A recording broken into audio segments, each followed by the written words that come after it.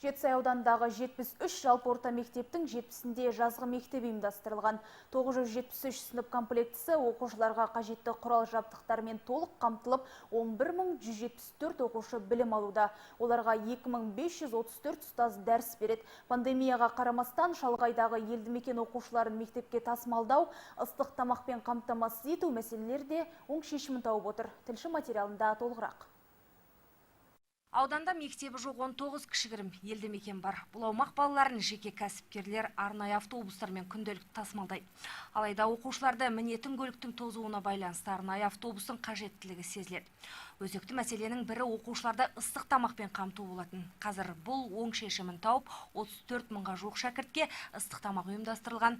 Соның 2867-сі тамақты тегін ішеді.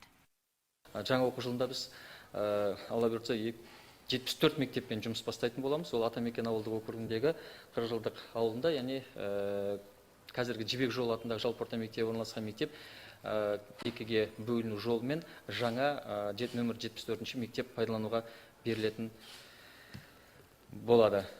Ұстаздардың жаңашылдығы мен ізденімпаздығы көңіл сүйіндіреді. Нәтижесінде 19 жетекші мектеп серіктестермен байланыс арттырды.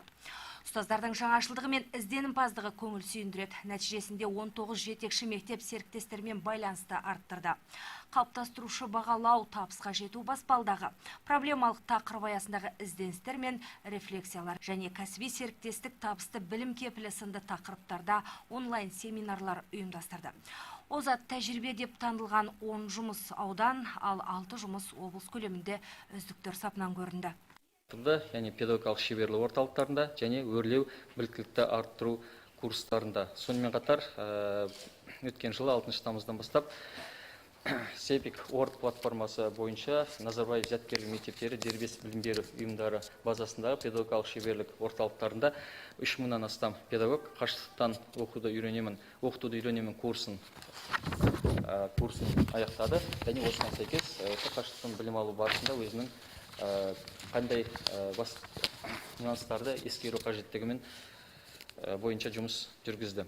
Айта кетейік, аудандағы жаңа типтегі білім ұяларының санын арттыру мақсатында биыл 6 мектептің құрылысы басталды. Соның 5-еуіне шәкірттер жыл соңына дейін жол салады.